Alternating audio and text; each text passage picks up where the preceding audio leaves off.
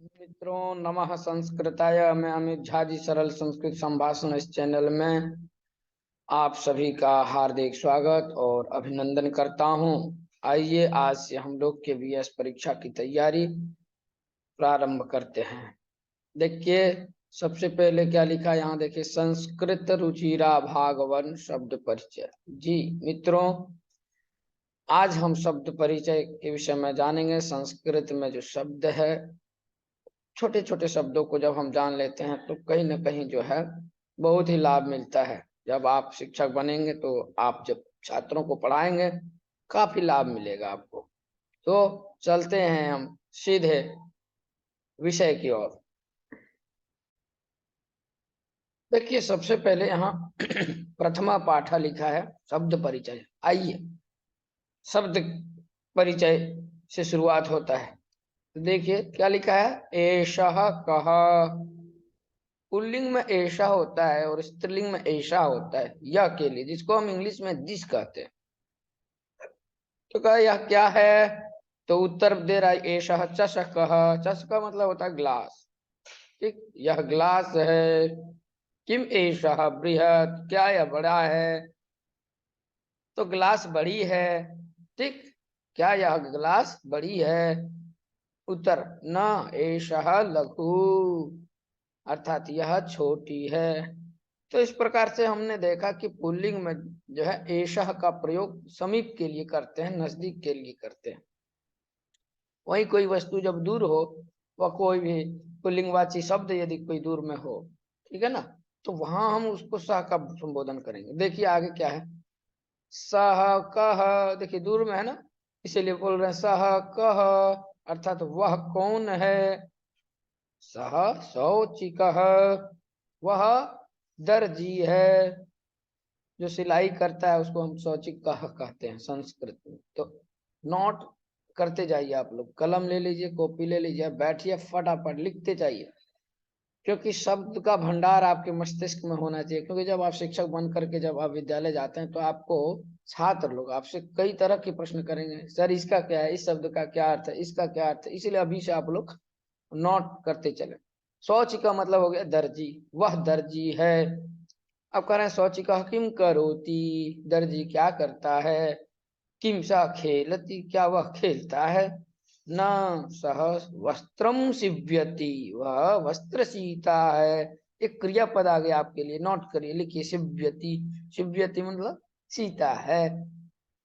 एक के लिए सिव्यति, दो के लिए सिव्यता और बहुवचन के लिए सिव्यंती। तो सिव्यति, सिव्यता, सिव्यंती, सिव्यसी, सिव्यथा, सिव्यथा, सिव्यामी, सिव्यावसी, सिव्यामा। लिख लीजिए लट लकार का रूप आप लोग। आइए अब आगे चलते हैं। तो बोले न सह वस्त्रम सिव्यति, मतलब वह जो है वस्त्र सीता है। आगे देखिए, हम लोगों ने अभी एषः मतलब यह, अब ये दोनों के लिए देखिए क्या प्रयोग होगा। तो कहे एतो को, जो नजदीक में है उसके लिए। ये दोनों कौन है, तो उत्तर आ रहा है एतो शुनकोस्तः, ये दोनों कुत्ते हैं। शुन का मतलब होता है कुत्ता, लिख लीजिए। तो द्विवचन में क्या आ जाएगा, सुन कौ, ये दोनों सुन को, अर्थात ये दोनों कुत्ते हैं। किम एतो गर्जतः, क्या ये दोनों गरजते हैं। तो कह रहे ना, ये तो उच्चई बुक्कतः, ये दोनों जोर से भौंकता है। ठीक ना, जोर जोर से भौंकते हैं। उच्च मैंने जोर से, लिख लीजिए। उच्च ही यहाँ अव्यय पद है, ठीक है, इसका कोई रूप चलता नहीं है। और बुक्कति, बुक्कता, बुक्कंती, बुक्कसी, बुक्कतः, बुक्खतः, बुक्खथा, बुक्कामी, बुक्कावह, बुक्कामा। लिख लीजिए आप लोग, लट लकार का रूप है, ठीक है, भूखने के अर्थ में आता है। तो ये तो मतलब समझ गए, ये दोनों, ऐसा मन यह, ये तो मन ये दोनों, और सह मतलब वह, और तो मन होता है वे दोनों। अब देखिए तो का प्रयोग यहाँ हुआ है दूर के लिए। तो को, वे दोनों कौन है, तो बोले तो बलिवर दोस्त, वे दोनों बैल हैं। दो बैल दिख रहे हैं ना, उसके लिए आया है तो को। तो बलिवर दोस्त, ठीक है। किम तो धावत, क्या वे दोनों दौड़ते हैं। न तो क्षेत्रम कर्षतः, वे दोनों खेत जोतते हैं। ठीक है, कर्षतः का प्रयोग हुआ है, लिख लीजिए कर सती, कर सता, कर संती, कर ससी, कर सता, कर सता, कर सामी, कर सावा, कर सामा। यहाँ दो है इसलिए वे दोनों का प्रयोग हुआ है। चलिए आगे चलते। तो क्षेत्रम कर, क्षेत्र मतलब होता है खेत, ये भी लिख लीजिए आप लोग। आइए अब बोले एते के, क्या कहे, एते के ये सब कौन है। पहले हम लोगों ने ऐसा देखा या फिर ए तो देखा, ये दोनों। अब आया एते ये सब, लिख लीजिए। एते मतलब ये सब, कर एते के ये सब कौन है। तो एते सूता संति ये सब थैले हैं। ठीक है। जब एक से बहुवचन में हो कोई भी वस्तु तो वहां पर संति का प्रयोग करेंगे। एक के लिए अस्ति, दो के लिए स्था, तीन के लिए, दो से ज्यादा हो तो संति। तो एते स्यूता संति ये सब थैले हैं। आगे बोले किम एते हरित वर्णा, क्या ये सारे हरे वर्ण के हैं। बोले नहीं, एते नील वर्णा, क्या बोले कि एते नील वर्णा, ये सब नीले वर्ण वाले हैं। ठीक है, आगे चलते हैं। ये सब नीले वर्ण के हैं, हो गया। अब बोले ते के, क्या कर रहे हैं कि ते के वे सब कौन है। देखिए हम लोगों ने एते का प्रयोग किया, एते मतलब होता है ये सब। अब वे सब कौन है तो उसके लिए क्या होगा, ते के। बोले ते वृद्धा संति वे सब वृद्ध हैं। ते किम, किम ते गायंती, फिर से देखिए प्रश्न, किम मतलब क्या, ते में वे सब, गायंती वे सब गाते हैं, नहीं ते हसंती। अब देखिए हंस धातु का प्रयोग हुआ, गा धातु गायती गायता गायंती, पूरा याद कर लीजिए आप लोग, लिख लीजिए। वे सब गाते हैं, किम वे, क्या वे सब गाते हैं तो उत्तर हुआ नहीं, ते हसंती वे हंसते हैं। आइए कुछ शब्दों को देखते हैं। देखिए चष का मतलब क्या होता है, ग्लास। बृहत माने बड़ा। शौची का मतलब दर्जी। सब याद कर लीजिए आप लोग, जितना शब्द रूप याद, जितना शब्द याद होगा। वर्ड वर्ड पावर बढ़ाइए आप, अपने वर्ड पावर को बढ़ा लेंगे तो आप संस्कृत धारा प्रवाह बोलेंगे। ठीक है, शब्दों का बड़ा महत्व। आइए, तो शौची का मतलब हो गया दर्जी। और खेलते मतलब खेलता है। शिव्यते मतलब सिलाई करता है। शुनको अर्थात दो कुत्ते। गरजता गरजते हैं, उच्चे मैंने जोर से। ठीक है, अव्यय पद है उच्चई, जिसको हम इंग्लिश में लाउडली कहते हैं। चलिए, इसी तरह ए तो हो गया, ये दोनों बुक कथा भोंकते हैं। ठीक है, बलिवर्दो मैंने दो बैल धावता दौड़ते हैं। करसता जोतते हैं, जोत रहे हैं। वृद्धा बूढ़ी। गायंती मतलब गाते हैं। हसंती हंसते हैं। स्यूता थैले, हरित वर्ण हरे रंग के, नील वर्ण नीले। अब उच्चारण करना है। जब आप विद्यालय में पढ़ाने के लिए जाएंगे अध्यापक बन करके, तो वहां छात्रों से जो है आप उच्चारण कराएंगे कि बच्चे जो है छात्र स्पष्ट बोल रहे हैं क्या नहीं। तो उस आधार पे पहले आप उच्चारण करिए। छात्र, गज, विसर्ग का एकदम उच्चारण होगा स्पष्ट। ठीक है ना। किसी संस्कृत की जो विशिष्टता है गजब अपार है। एक भी वर्ण को यदि आप छोड़ देते हैं तो अशुद्ध माना जाएगा, फिर उच्चारण में अशुद्धता हो जाए। इसीलिए यदि विसर्ग है तो विसर्ग सहित बोलना है। ठीक है, विसर्गेण सह वदाम, जैसे छात्र, गज, घट, शिक्षक, मकर। जिसका अर्थ नहीं जानेंगे आप कमेंट्स करेंगे, कमेंट्स बॉक्स में लिखेंगे, मैं सही सही आपको उत्तर भी बताऊंगा। दीपक, मयूर, मोर को कहते हैं बिडाल अर्थात बिल्ली। अश्व मतलब घोड़ा। शुक, मूषक, चंद्र, बालक, चालक, गायक। इस तरह जितना शब्द आपके पास, वर्ड पावर को बढ़ाइए। संस्कृत में जो है अधिक से अधिक आप शब्द को जाने। यदि शब्द को जानते हैं फिर उसके शब्द रूप को जानते हैं तो संस्कृत सरलम अस्ति भवतः कृते। आइए, अब देखिए हम ख नंबर वाले देखते हैं चित्र को। बोले चित्राणि दृष्टवा पदानि उच्चार्यत, चित्र को देख करके अब बोले जो पद हैं इनका उच्चारण करिए। जैसे कृषक, वृषभ, भल्लुक, मंडूक, कपोत, पर्यंक, दूरभाष, काक, शौचिक। अब आगे देखिए, वर्ण संयोजन पदम लिखत। देखिए एक एक वर्ण को मिला के पद बनाया गया। जैसे च अश, च श क। उसी तरह शौची कह, सुन कौ, है ना, क्या हो जाएगा सुन कौ। धावतः। ठीक, इस तरह से आपको बनाना है। फिर देखिए यहाँ वृद्धा, फिर क्या होगा, गायन्ति, क्या बन जाएगा, गायन्ति। ठीक है, चलते हैं आगे। पदानाम वर्ण विच्छेदम प्रदर्शयत, पदों का वर्ण विच्छेद। लघु, देखिए लघु कैसे बना, ल धन अ तो हो गया ल, घ प्लस उ तो लघु।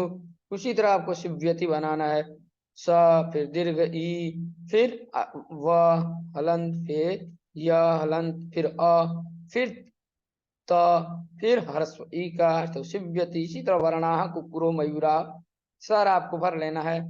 आगे उदाहरण दृष्टवा रिक्त स्थानानि पूरयत, बोले चषकः चषकौ चषका, एक वचन द्विवचन और बहुवचन में प्रयोग हुआ है। मित्रों आप सब भी ऐसे ही प्रयोग करें साथियों।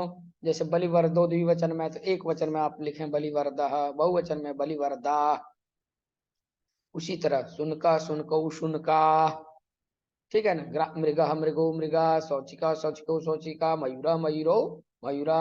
अब चित्र को देखकर संस्कृत पदानि लिखत, संस्कृत पद लिखना है। जैसे हाथी का चित्र है तो क्या बोलेंगे, हाथी को गजः, काकः, चंद्रः, ठीक, तालः, भल्लुकः, बिडालः, बिल्ली को बिडालः। अब क्या चित्रम दृष्ट्वा उत्तरम लिखत, अब चित्र देख के उत्तर लिखना। जैसे कह रहा बालकः किम करोति, बालकः पठति। इसी तरह दो घोड़ा है तो घोड़े दौड़ते हैं, तो अश्वः किम कुरुतः, अश्वः धावतः।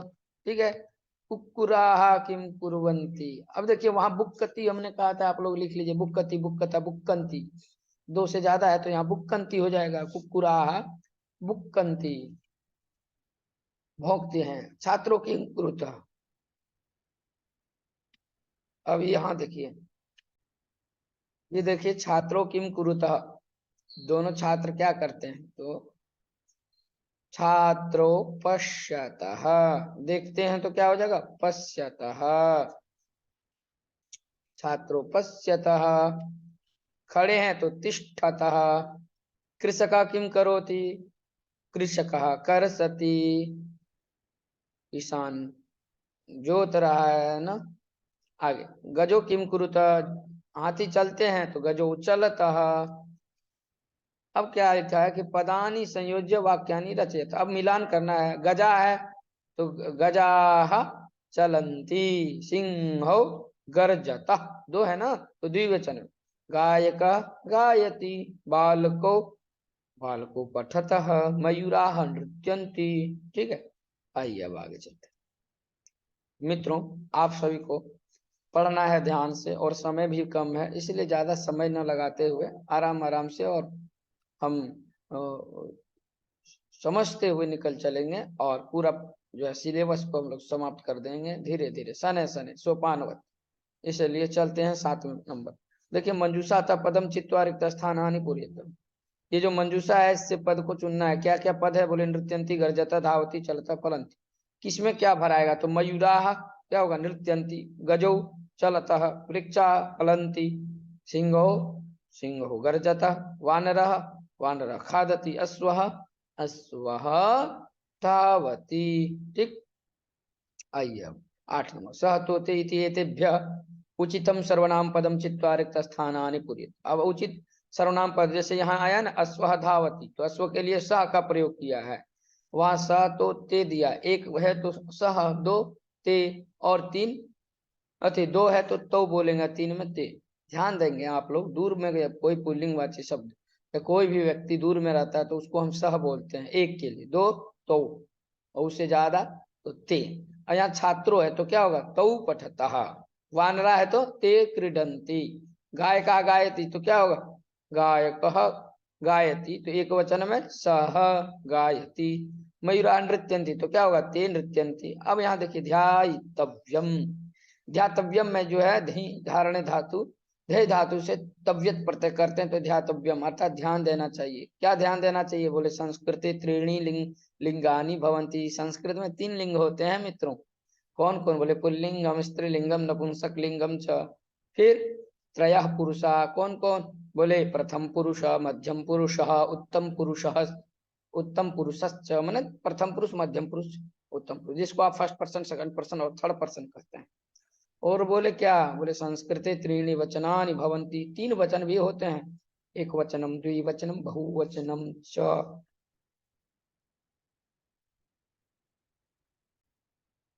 इस प्रकार से मित्रों आप लोगों ने ये ध्यान से पढ़ा तो कितना सुंदर आप लोगों को समझ में आ गया होगा। और यदि आपको यदि नहीं समझ में आया हो तो आप निश्चित कमेंट्स करिए आप। और अ, यदि नए हैं तो सबसे पहले इस चैनल को आप सब्सक्राइब कर लें, ताकि कोई नोटिफिकेशन हो तो आपके पास आए और आपको तुरंत पता चले।